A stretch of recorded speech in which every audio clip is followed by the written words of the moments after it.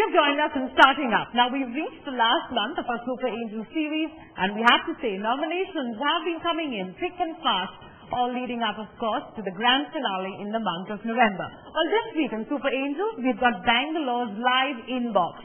They've got an email tool that actually helps you unclutter your inbox. Here they are then, making their pitch to Super Angel Mahesh Murthy. Hello and welcome to Super Angels, the show where we endeavor to find India's next super entrepreneur. And I have with me Super Angel Mahesh Murthy. Hi. Mahesh, new look. You're wearing a jacket for the first time. What's the special occasion? Just to impress you. The startup this week is from the space of email plugins. So there's a startup called Probly, which you might have heard of in the US, and this is not an Indian killer, but it's sort of the Indian play. What do you make of this whole email sector? I think it's been changing radically. The entire email and document sector has been changing radically. So I think one of the biggest challenges out here is that desktop software companies like Microsoft and Adobe and others have figured that they've pretty much hit a plateau. And what's really happening is that for a lot of users and for a lot of system administrators, they're now finding it easier to say, okay, let me just push it all into the cloud. But desktop or cloud, what about email and uncluttering email? There is certainly value in uncluttering, and in fact, a lot of reasons people are moving out of the client in the desktop and into the cloud. They're moving email is to unclutter. So there's value in the play, but the type of execution, the mode of execution is the question. Yes. Let's go ahead and take a look at the pitch. Sure. Like millions of business users, do you suffer from email overload, struggling to organize and search your inbox? You certainly need some help, a solution that saves you time, increases productivity, and also gives you that email nirvana. That's what we do at Live Inbox. Our software plugs into Microsoft Outlook, indexes your email, and reorganizes your messages, attachments, and contacts around the people you communicate with. What happens next? Well, we automatically create a rich address book which includes every single person you have communicated with and enriches it with information drawn from LinkedIn, Twitter, and Facebook. So it's that much easier to put a face to a name, not to mention a context. Another problem that most of us face is finding that elusive important attachment when we need it most. With Outlook, it could be impossible to find it. With Live Inbox, you can find it instantly. Our market is the universe of 700 million Microsoft Outlook users. We will focus on 70 million of that audience who receive more than 30 mails a day and have their Outlook open for a major part of that day. Our revenue model is a one-time license fee of less than $30 charged by the software. With this model, we project our revenues to cross $500,000 by the next year and $10 million in the next 5 years. We would like to make a pitch for 80 lakh rupees for a stake of 12% in the company. With this funding, which will be used for marketing and further development, we hope to reach our first milestone of 20,000 customers within the next 6 months. So go out there. Take advantage of the most important social network you own. No, it's not LinkedIn or Facebook. It's the one sitting right here inside your inbox. Let's go invite them into the studio.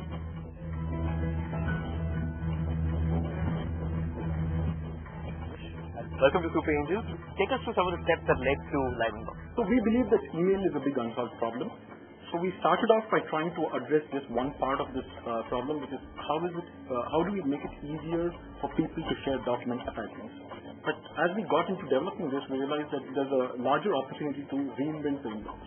And the idea here was to move away from the canonical way of representing email as a list of messages arranged in a reverse chronological order to something that's a lot more intuitive for users and easier to use. It's good to see a product startup. I do have some pretty fundamental basic questions though. So my first question is, are you going after a growing market, a stable market, or a declining market? So from everything that I'm seeing out there, not just data but in terms of hands-on experience, the desktop software market has tanked and is declining. So in that world, are you kind of going after a dinosaur and making a dinosaur manageable when the dinosaur is going to be extinct anyway? To look at email specifically, beyond business apps that you are talking about on a more broader scale, the case is actually the opposite. So if you think about Gmail, which came out in 2004, and now it has grown to around 200 million users, as opposed to Microsoft Outlook, which at that point of time was around 300 million users and has now grown to 700 million users. Outlook is by far the largest email client out there. But let me come back. So if it's an enterprise software, like we said, it's not going to be bought on retail. It's something that some guy in corporate purchasing has to do a deal with somebody to be able to sell it to me. Am I wrong? Okay. So the way that we are actually going to market is we are actually adopting a direct customer, a consumer marketing kind of approach as a primary go-to-market. So 1 second. So you're saying you're selling into a business, but in a business you're going to ask the individuals to buy it. I think that's extremely difficult, right? Why would I pay for something inside Outlook myself? I mean, culturally it's my company's product. What would I do? The first thing is about why you want to pay for it. The target market that we are going after are people whose monthly salary checks are at least dependent, or at least partially dependent on the way they manage the reach. But everybody uses it. So it helps you make sales more, right? Or it helps you address. That helps the company as well, right? But this is like saying, I, the individual, will license Salesforce even though my company is not buying it. A lot of teams do that, right? So a lot of teams. But don't you think that's like an extraordinary exception that you're pushing? You know, where you're saying I'm going to buy off. So we'll give you the anecdotal evidence of our closest competitor, a company called Zobni. Right. And they did exactly this model that we are talking about, and they went up to 8 million users. No, out of the 8 million, please understand, more than 7 million are free users. Right. I'm one of them. Right? You create a world-class product and you believe in it. Why don't you take us through it? So once installed, our plugin appears as a sidebar within Microsoft Outlook like this.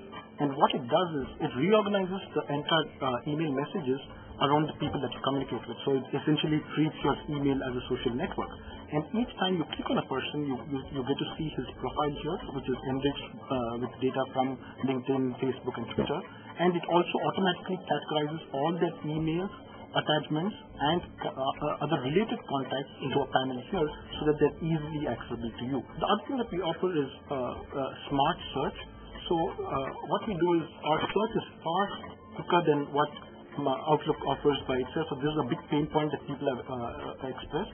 And apart from speed, what we also offer is smartness. So for instance, if you search for Kaushal, a particular name, our software is smart enough to figure out that you're looking for a name, and it shows you the profiles that provide a match.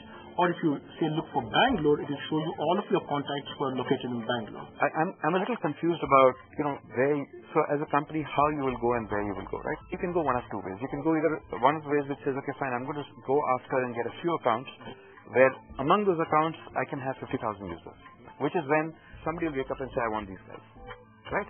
Or you can just say, I'll just crawl under the radar and just do some odd stuff where I'll have my 20,000 users across 15,000 companies, in which case I'm never going to be big enough for anybody to bother, right?